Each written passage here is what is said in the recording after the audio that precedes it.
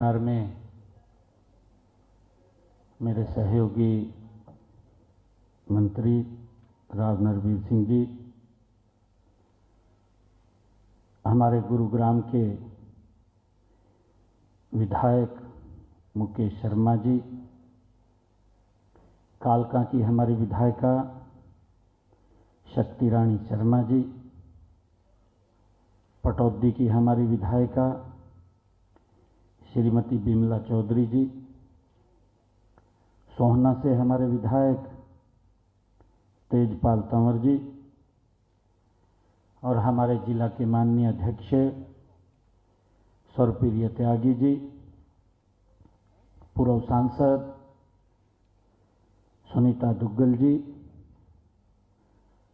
महिला मोर्चा की प्रदेश की अध्यक्षा श्रीमती उषा प्रियदर्शनी जी और पूर्व मंत्री हरियाणा सरकार पूर्व विधायिका श्रीमती सीमा त्रिखा जी, पूर्व में चेयरमैन रही बहुत ही वरिष्ठ नेत्री महिला मोर्चा की अध्यक्षा रही श्रीमती निर्मला बैरागी जी, हमारे गुरुग्राम से मेयर राजरानी मल्होत्रा जी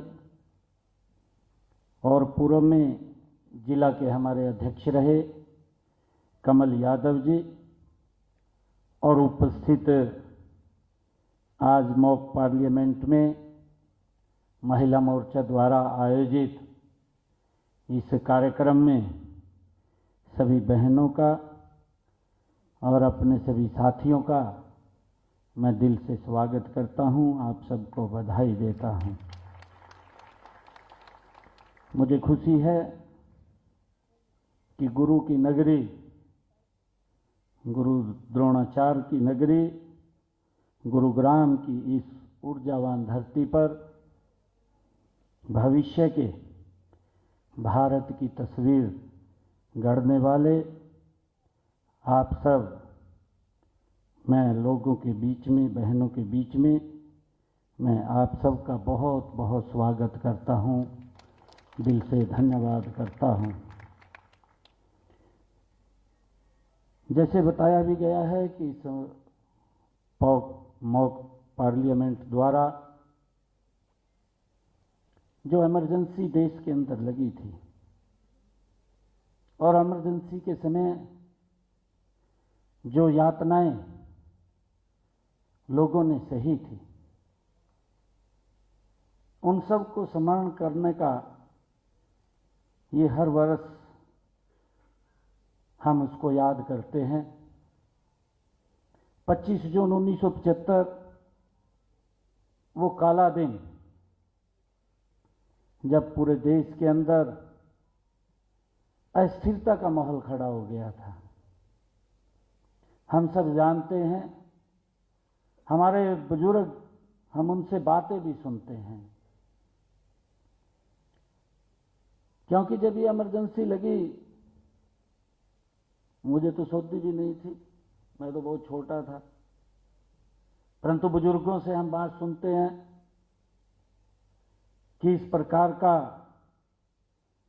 एक घटनाक्रम हुआ कि देश के अंदर ना तो कोई अस्थिरता थी, देश के अंदर ना कोई प्राकृतिक आपदाई थी, देश के अंदर ना कोई भूचाल आया था। हमारे स्वतंत्रता सेनानी जिन्होंने इसको भुगता है, जिन्होंने उस काले दौर को सहा है, किस प्रकार की यातनाएं उस समय के अंदर दी गई, और वो क्यों दी गई कि अपनी स्वार्थ पूर्ति के लिए, अपनी संकुचित मानसिकता के लिए,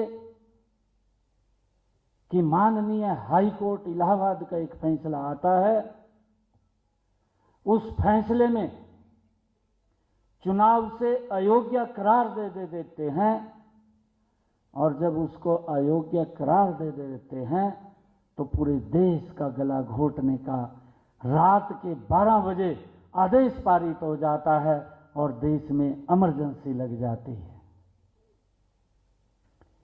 इस प्रकार का दौर देखा है और वो लोग जिन्होंने इसको सहा है, जो स्वतंत्रता सेनानी रहे हैं, जिन्होंने उस कष्ट को झेला है, वो इस प्रकार का कष्ट था।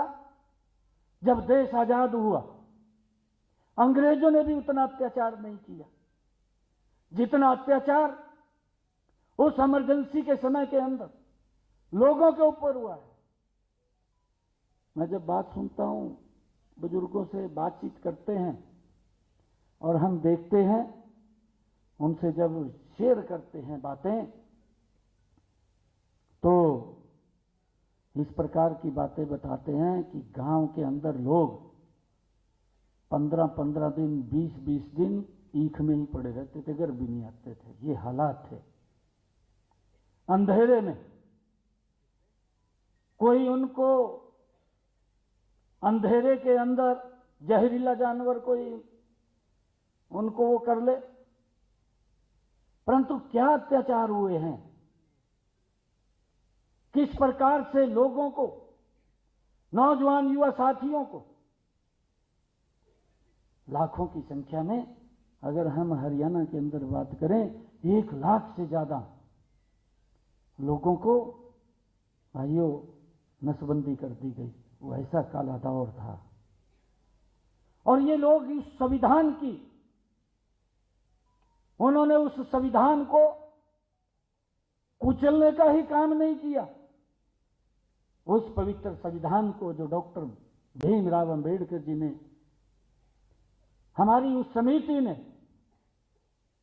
जो ये पवित्र संविधान दिया है, उस पवित्र संविधान को रौंदने का काम और उसको भाइयों तोड़ मरोड़ करने का काम वो उस समय की कांग्रेस सरकार ने किया, इंदिरा गांधी ने किया। आज तो इनकी चौथी पीढ़ी चल रही है। चौथी पीढ़ी भी आज भी अगर इलेक्शन आ जाता है तो उनका चौथी पीढ़ी का युवराज वो उस पवित्र संविधान की बुक को उठा करके इस प्रकार का दुष्प्रचार करता है कि अगर मोदी जी प्रधानमंत्री बन गए तो संविधान खत्म हो जाएगा। ये बात बोलता है। मोदी जी के नेतृत्व में यह देश संविधान के अनुरूप चल रहा है। आज हम सब देख रहे हैं, इन पिछले 11 वर्षों में देश ने एक नई करवट ली है।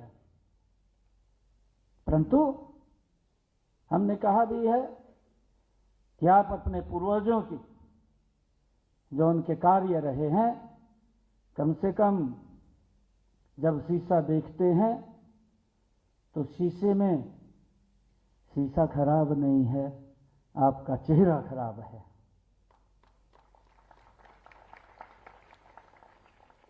जब आप शीशे में देखते हैं, फिर उंगली उठाते हैं शीशे के ऊपर, वो शीशा खराब नहीं, आपका चेहरा खराब है।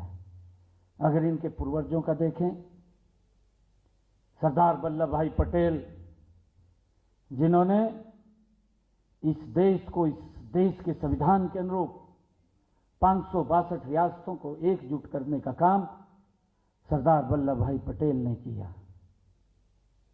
एक ही रियासत इनके जिम्मे आई, जवाहरलाल नेहरू। उसी रियासत के अंदर पूरे देश को भुगतना पड़ा। किस प्रकार का भेदभाव देश के साथ किया गया। जो रियासत जम्मू कश्मीर थी, जम्मू कश्मीर के अंदर जाने के लिए भी परमिट लेना पड़ता था। और वहां जम्मू कश्मीर के अंदर 2 संविधान थे। जम्मू कश्मीर में 2 प्रधान थे, 2 निशान थे। हम सब इस बात को जानते हैं। कितने लंबे समय से पूरा देश उस गलती को भुगत रहा था, परंतु अपनी गलती को कभी स्वीकार नहीं किया। मैं कांग्रेस के लोगों को कहना चाहूँगा कि इस काले अध्याय के जो 25 जून 1975 को ये काला अध्याय लोगों ने भुगता है, क्या इसकी देश से आप लोग माफ़ी मांगेंगे? आपने आज तक माफ़ी तो मांगी नहीं है। 1984 के दंगे हुए, एक विशेष टारगेट तरीके से एक वर्ग को कत्लेआम कर दिया गया, उसकी माफ़ी नहीं मांगी। उसका भी इस पवित्र संविधान के अनुरूप अगर न्याय किसी ने दिलवाने का काम किया है तो उसका नाम नरेंद्र मोदी है। कितने लंबे समय के बाद उन लोगों को न्याय मिला है, इस संविधान के अनुरूप मिला है जो बाबा साहेब का ये पवित्र संविधान लिखा हुआ है, उसके अनुरूप मिला है। परंतु इनके समय में तो जिन्होंने क्राइम किया था, जिन्होंने अत्याचार किया था, वो बाहर घूम रहे थे। मोदी जी ने आकर के उस फाइल को खोला, वो फाइल को भी डस्टबिन में डाल दिया था और फाइल को खोला, आज वो सलाखों के पीछे हैं। ये नरेंद्र मोदी जी ने न्याय दिलवाने का काम किया। मुझे खुशी है कि आज हम जब इस इमरजेंसी के 50 वर्ष पूरे हो रहे हैं, हमारी बहनों ने इस मॉक ड्रिल के माध्यम से हम उस दौर को याद करेंगे। उस दौर के बारे में आज यहाँ पर जानकारी उसकी होगी, क्योंकि मॉक पार्लियामेंट माननीय स्पीकर साहब भी मंच पर हैं, पक्ष और विपक्ष के हमारे सभी संसदगण भी इस मॉक पार्लियामेंट में उपस्थित हैं।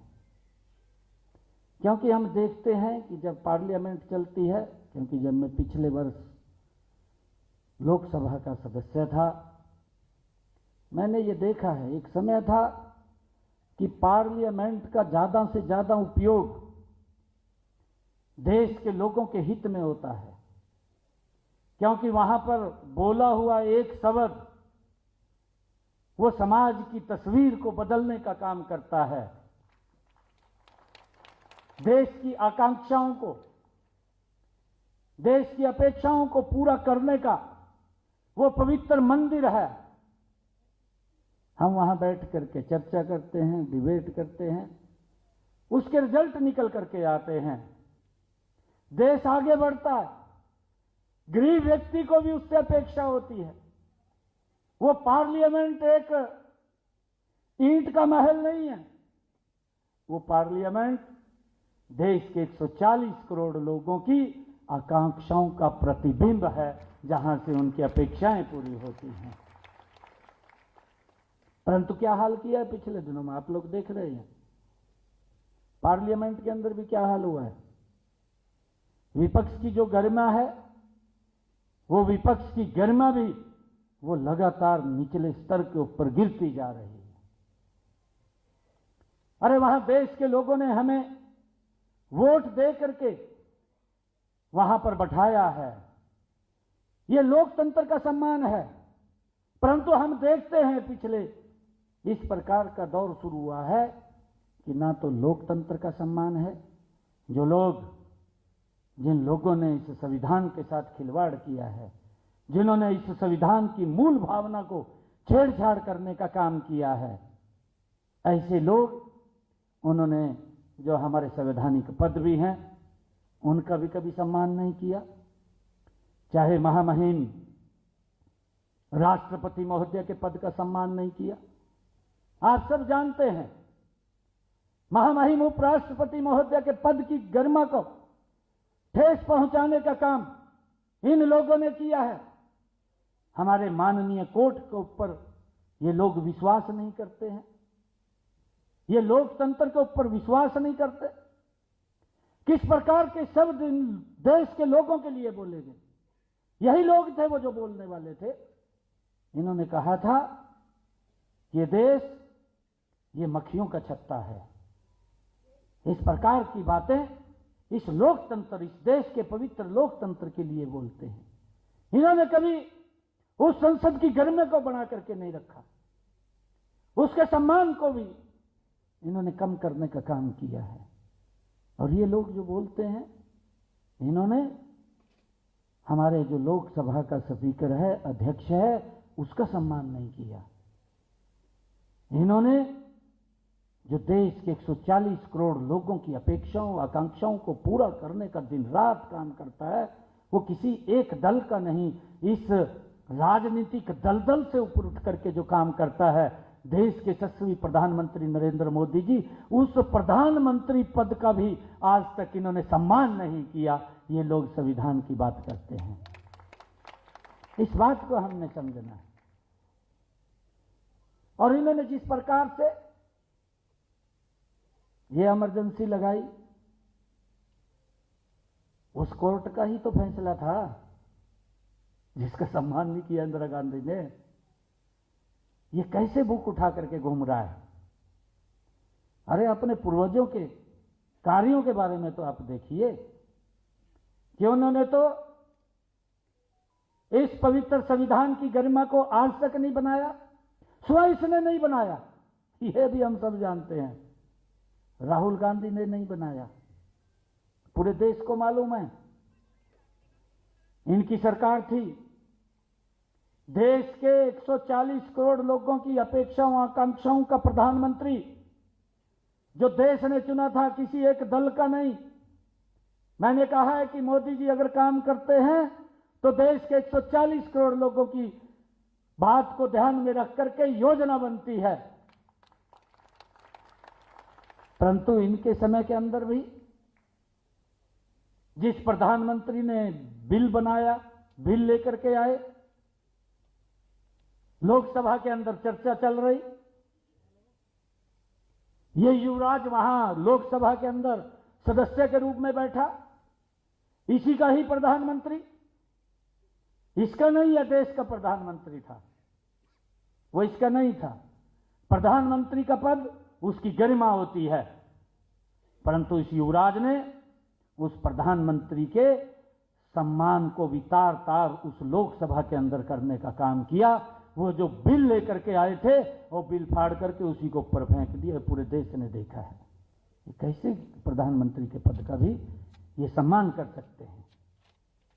ये कभी इन्होंने संविधान का सम्मान नहीं किया, और यही कारण है कि अपनी इच्छा पूर्ति को पूरा करने के लिए आज भी है तो उस सपने के अंदर हैं कि हम ही प्रधानमंत्री हैं, हम ही कोर्ट हैं, हम ही लोकसभा हैं, हम ही लोकसभा के अध्यक्ष हैं, हम ही राष्ट्रपति हैं, हम ही उपराष्ट्रपति हैं।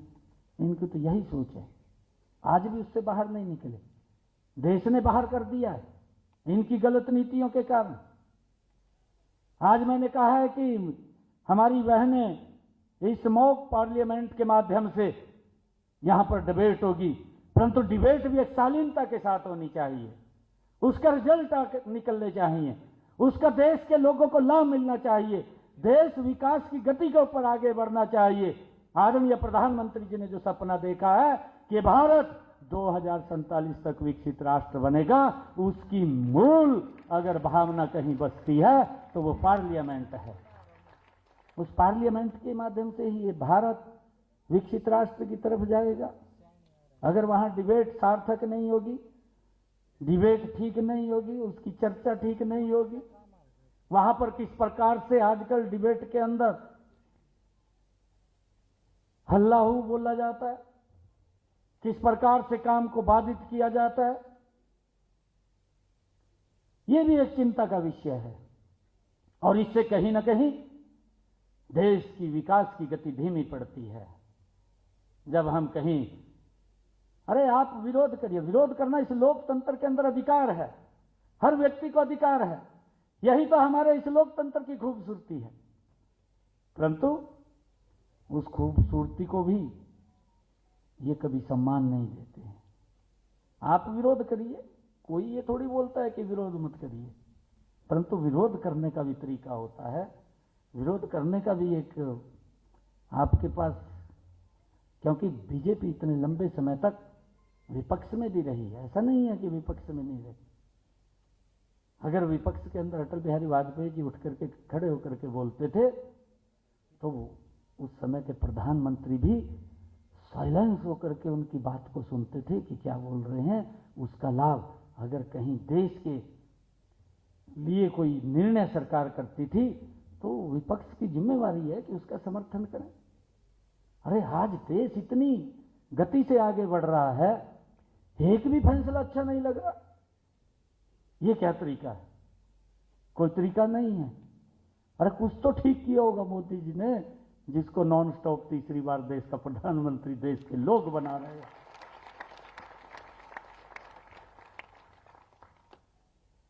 इन लोगों को तो जीरो पे आउट कर रहे हैं।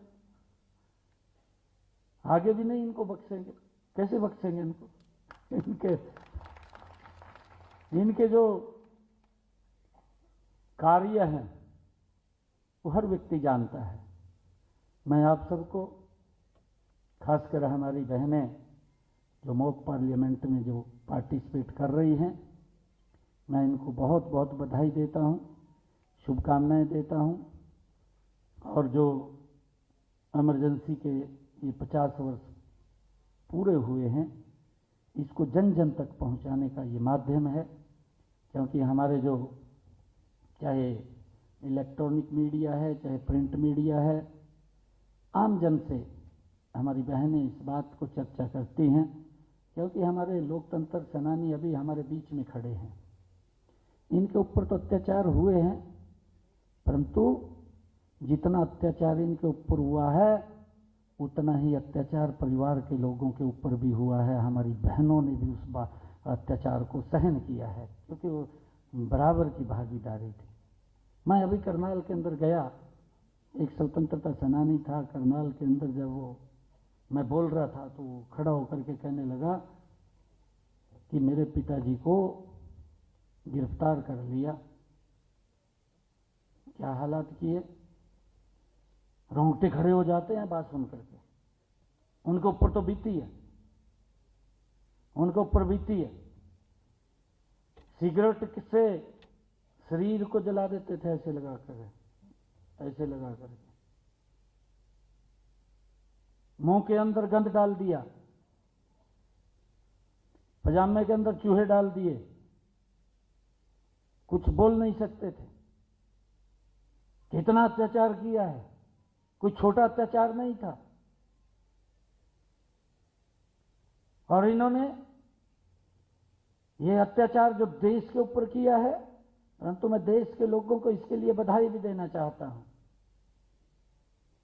यही तो हमारा पवित्र लोकतंत्र है। अगर किसी का अहम टकरा जाता है तो लोगों की भावनाएं उसको कुचलने का काम करती हैं। लोगों ने उस पवित्र लोकतंत्र का सम्मान किया है। क्या क्या नहीं किया इन्होंने? प्रेस के लोगों को जेल में डाल दिया कि वो कुछ लिख भी ना सके। परंतु बहुत सारे लोग, उनकी लेखनी वो नहीं रुकी, वो भी लिखती रही। कैसे कैसे करके उन्होंने उस साये के अंदर काम किए हैं। मैं बहनों को, विशेष करके प्रियदर्शनी जी को और हमारी महिला मोर्चे की सभी पदाधिकारियों को मैं आज आप सबका धन्यवाद भी करता हूं कि आप लोगों ने आज ऐसे एक विशेष कार्यक्रम के अवसर के ऊपर मुझे बुलाया है, जब हम उस काले अध्याय को याद कर रहे हैं। उसके 50 वर्ष पूरे हुए हैं और इस बात को हमें स्मरण करना चाहिए। स्मरण इसलिए करना चाहिए क्योंकि जब हम उस इतिहास को याद नहीं रखेंगे तो पता नहीं कब हमें फिर उसमें से गुजरना पड़ जाए, उस रास्ते से। अगर हम उस इतिहास को याद रखेंगे तो आने वाली पीढ़ियों को, आने वाली जनरेशन को उसके बारे में बखूबी याद रहेगा। और याद रहेगा तो हम शायद उस रास्ते से दोबारा न गुजर पाएं, क्योंकि हम चौकस रहेंगे कि इस प्रकार का भी ये अत्याचार हो सकता है जिस प्रकार का अत्याचार आजादी के बाद हमने ये भी मालूम है कि जो हमारे क्रांतिकारी वीर थे, जिन्होंने कुर्बानियां दी, जिन्होंने इस भारत भूमि के ऊपर अपने आप को कुर्बान कर दिया, उन्होंने इसलिए नहीं किया था कि मेरा परिवार सुरक्षित रहेगा या मेरे परिवार के लोग सुरक्षित रहेंगे। उन महान क्रांतिकारी वीरों को मैं प्रणाम करता हूं जिन्होंने कुर्बानियां दी है, उन अंग्रेजों को यहां से जो अत्याचार करते थे भगाने का काम किया है, और इस भारत भूमि के ऊपर कुर्बान इसलिए किया कि हमारी आने वाली पीढ़ियां सुरक्षित रहें। इसलिए उन्होंने ये कुर्बानियां दी हैं। और उस आजादी के बाद ये इतना बड़ा अत्याचार अपनी स्वार्थ सिद्धि के लिए इन्होंने तो उस पवित्र संविधान की धज्जियां उड़ाने का काम किया, और ये संविधान को उठा करके घूम रहे हैं। बहुत बहुत बधाई है। जय हिंद, जय भारत, जय भारत। माननीय मुख्यमंत्री जी से आग्रह करूं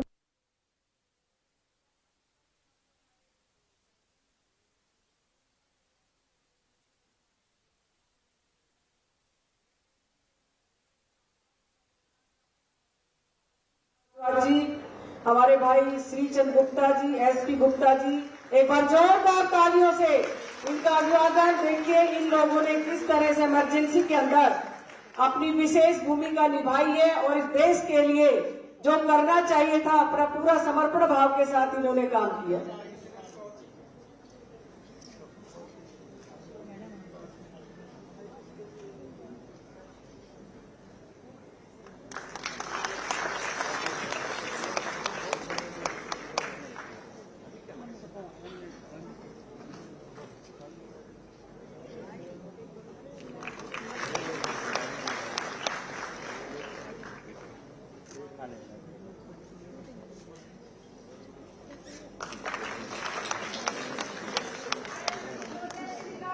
भारत माता की वंदे वंदे।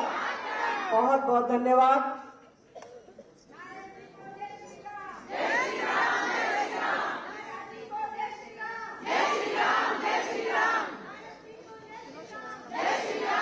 अब मैं आदरणीय मुख्यमंत्री से आग्रह करूंगी कि 10-15 मिनट एक बार हमारे संसद की कार्यवाही